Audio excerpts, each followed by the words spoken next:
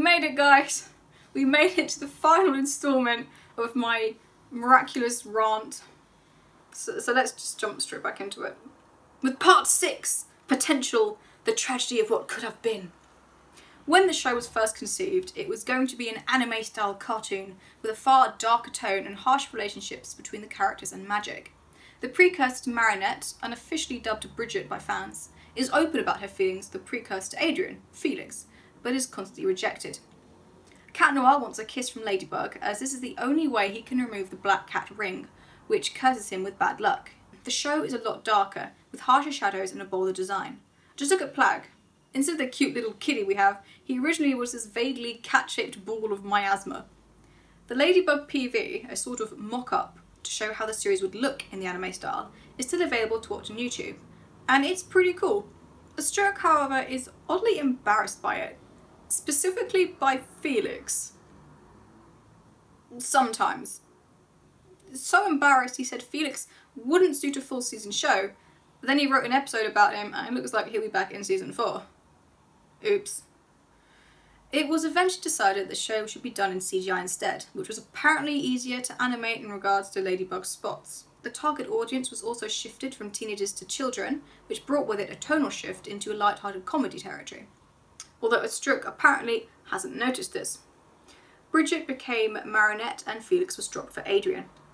Some might blame this tonal shift for the state of the show today. They might say it's been dumbed down and less care has been given to continuity, plot and world building because young kids don't care about that sort of stuff. But I don't think that's fair. Just because a show is for children doesn't mean it has to be dumb or lacking in impact. Just look at other shows like Gravity Falls, Avatar: The Last Airbender and Adventure Time. They all have similar-ish age ratings around the world, although some Gravity Falls episodes have a 17+ rating in Indonesia for some reason. I've got some children I need to make into corpses! These shows are for kids. Their characters are similar ages to the Miraculous cast, but they haven't sacrificed intelligence, plot, theme or emotional impact for their audience. Yes, there are filler episodes in all of them, but even the filler episodes, whilst not furthering the plot, do help with characterisation and themes. The episode of Gravity Falls, Dipper vs Manliness, isn't exactly plot-themed, but it does explore Dipper's insecurities and also furthers the themes of growing up and beginning puberty, with Dipper getting his first chest hair at the end of the episode. Likewise, the fortune teller episode of Avatar isn't that important to the plot. In fact, I think it was just an excuse for this joke. Can your science explain why it rains? Yes! Yes, it can! But it does delve into Aang's feelings for Katara and also explores the themes of destiny and how we can choose and change our own destinies. But the filler episodes of Miraculous, aka 90% of episodes, don't do this. They don't really explore themes or characters or emotions, at least in any meaningful way that carries through to the other episodes, or the overall piece. Julica's anxiety is an interesting facet of her character, but it's only present in like 2 episodes, the ones in which she's akumatized. This show could have been an incredibly deep and poignant look at good and bad, and the motives behind it. I've already mentioned the missed opportunities in regards to incorporating commentary on morality and mental health. Then there's Hawkmoth. He begins as just evil McEvilface, cackling in his lair and quipping one-liners to an empty room, but is eventually shown to have real motives for his misdeeds, which stem from a place of love and desperation. Unfortunately, the show doesn't focus on this nuanced look at the reasons for evil, and constantly flip-flops between him as a sympathetic villain and him cackling maniacally and beating up his own child. It's weird.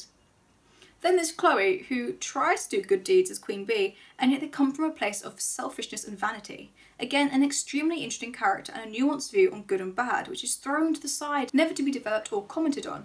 Instead, Chloe is going to be replaced by Zoe, who looks to be as blandly nice and good as everyone else, and an artiste, because every good character in the show has to be some sort of artiste. In fact, all of the Akumas could be used as springboards into commentaries of morality, but this opportunity is never taken. And there are several love triangles which are pointless because the show has been insistent on confirming several times that Adrian and Marinette will get together. So what's the point of showing us all these other charming and, dare I say it, healthier relationships? Especially as they've already been axed before they could even be used for development. Say what you will about Star versus the Forces of Evil, which similarly has love triangles despite knowing the 2 leads will end up together. At least the writers weren't posting it all over Twitter, and therefore the audience was allowed to genuinely get somewhat invested in the alternate romances. And I quite liked the show, despite what everyone else said, and I appreciate the fact it had enough balls to do what it did at the end of seasons 4 and 5. If Miraculous had followed suit, the love triangles and rivals wouldn't feel quite as contrived. I mean, they would still feel contrived, but just not as much. And the most disappointing thing of all is just the plot. The show could have been a really interesting superhero flick about a team of teenage crime fighters trying to take down a magical terrorist wreaking havoc on Paris. Instead, we get teenagers who fight villains of the week and occasionally make reference to the fact it's one big bad, but only when they want to, and never actually tried to track him down because they're too busy failing at convincing us they're meant to be. If they had taken an extra day in the writing room to map everything out carefully, the character journeys, emotional arcs, plot lines and world building, the whole thing would be a lot more cohesive and engaging. There would be a sense of momentum and growth, an ironed out timeline, and the world building more seamlessly incorporated. Perhaps with episodes dedicated to Marinette's Guardian training or the history of the Miraculous, which would help us to give a sense of the world, both in regards to the superhero aspect being fairly normal, and the mythology basis for the magic. With the romance plot as well, they could have put together a really sweet romance by showing the characters gradually falling in love, instead of going from 0 to 100 in the Origins episodes and staying there. One could say that as it's a show for children, that doesn't matter, and surely adding all of this would only bump up the target audience. Well, I get that argument, but no. Avatar: The Last Airbender and Gravity Falls both got away with this and more, and were still aimed at similarly aged kids. Sure, the age ratings are slightly higher overall, but I think kids can handle more than we give them credit for. Why make do with this half effort?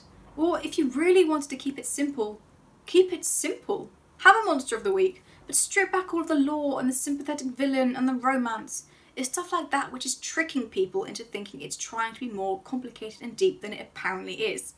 Have it a simple villain show, but give the characters other things to focus on that isn't just romance. Give Marinette problems that aren't about Adrian. Put more focus on Cat Noir and Ladybug working as a team and being friends. That eliminates the expectation of change and development that the show is apparently too simple to follow through on. Part 7. Thomas Strook's Twitter, or why Thomas Strook needs to delete Twitter. Like, now. You may have noticed that some of Thomas Strook's behaviour on Twitter has irked me somewhat. So let's go into that now. First of all, I'd like to make it clear that I do not hate Thomas Strook. I don't know him, so honestly I can't form any sort of meaningful opinion. Secondly, I am not trying to attack Thomas as a person. I wish no harm to him or his family, and I don't think the quality of his work affects his ability to be a good father.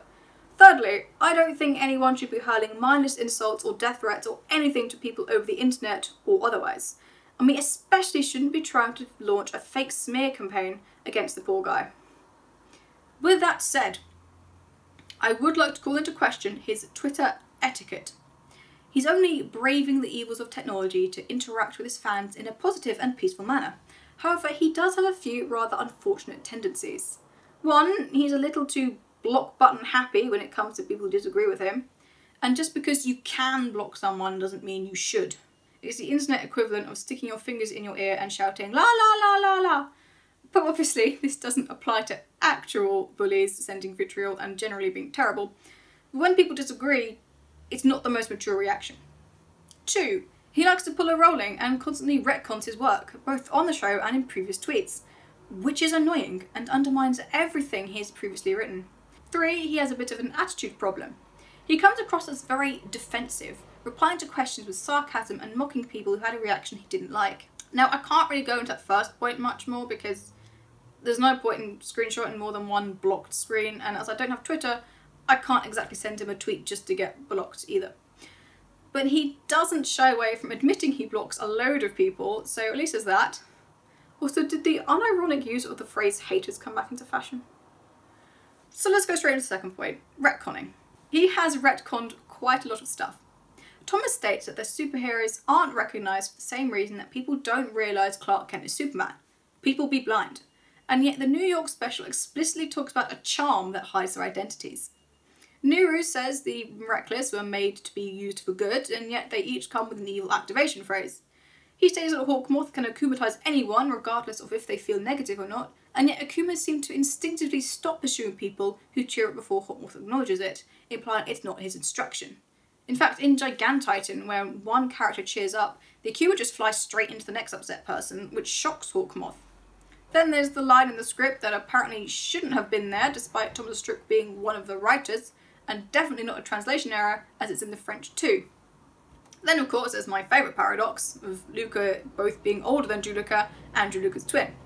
But it's fine, they just changed their minds. It's not like this show has been in production for years and is therefore super carefully laid out with no room for massive change to the world-building relationship dynamics. Oh wait. The way he responds to his fans is a little irritating as well. Sometimes he's just sarcastic, and sarcasm is a delicate art form Thomas Strick has not mastered. French sarcasm is only meant to be on his other account apparently, so clearly there shouldn't be any sarcasm on here. And please, I'm English, we invented sarcasm. Also, some of these questions are quite understandable. Being snarky doesn't make you funny or likeable when in response to valid questions. It just makes you look like kind of a douche. And when he gets responses that he doesn't like, he tends to become really patronising, telling people to ask a young child to explain it to them, because kids aren't capable of thought and just accept whatever you throw at them without critical thinking. After all, that's the point of symbolic characters, right? He both praises people for reading into things, like the colour of Marinette's ice cream at the end of season 3, but also admonishes people for reading into other things. He doesn't take responsibility when problems or inconsistencies are pointed out, instead doubling down that his creation is perfect and amazing and it's the people watching it who are wrong. No, it's the children who are wrong. And there are countless examples of him doing this when a sincere or even just polite answer would have sufficed. He both relies on his authority as the writer to discount people's comments, and it discounts this person's comment because they also have some authority as a professional in that field. Especially when it comes to Chloe, he really can't see that people aren't upset because they were surprised. They were upset because the writing didn't support the outcome. It wasn't shocking, it was badly written and set up. But whenever that is brought up, he calls those fans toxic and even tries to compare them to Chloe, which is extremely insulting. Also, this. Yes, by that same logic, we should just continuously praise the kid who's great at maths and still trying to help the one who's struggling. I do understand that it's very difficult to be in that situation. Your art is out there for everyone to watch, and when you and everyone else has Twitter, you're going to get people critiquing it to your internet face. But the street goes both ways or something. Yeah, you've got 300,000 people who could, at any moment, write something you have the option not to look at. But you also have 300,000 people who could, at any moment, be obliged to see something that you've posted. And for a guy who doesn't want politics and religion forced on him, he's pretty cool with forcing it on his 300,000 followers. Now, I get this wasn't necessarily a problem a decade ago. Sure, people might write to authors and creators about their work, but the author was then free to throw the letter in the fire and cast it from their mind. Bit more difficult on Twitter when it's there for everyone to see. But honestly, in that case, I think I'd just ignore it anyway. Or better yet, learn from it. I'm not saying creators have to change their work at the whims of their fans, but a little bit of introspection, a humility to listen to the critiques and decide if any of them actually carry weight does go a long way to improving your craft. If he had turned up to a workshop at university with this attitude, he would very quickly find himself without people willing to work with him. I mean, I wouldn't have the time for people like that. Creators should always be learning and improving themselves. To stop trying to learn is to stop trying. So when a Strick pushes back against criticism instead of maybe learning from it, he comes across as being very rigid in his writing ability and unwilling to improve, which in turn implies a certain vanity. Like, the idea of his work not already being completely perfect and amazing is just impossible. Then we get tweets like this, and all that stuff he says about Pixar. And suddenly, that vanity is more than just implied. Basically, in short, he needs to delete Twitter.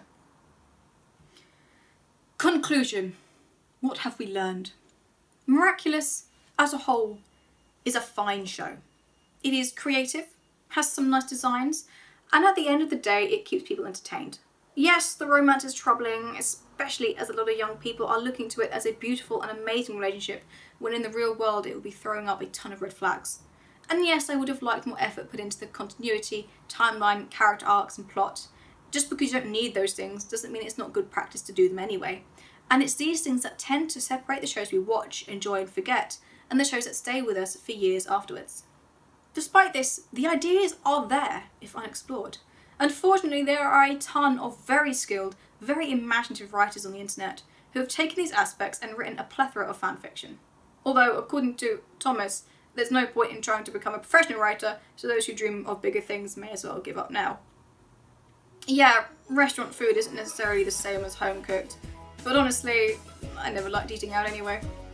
The other thing we've learned is, if you can't handle other people's opinions, stay away from Twitter. Ciao. Miraculous, it's not the best. The writing's a mess and plot is missing. Miraculous, the clunkiest. The characters never learn a thing. Miraculous.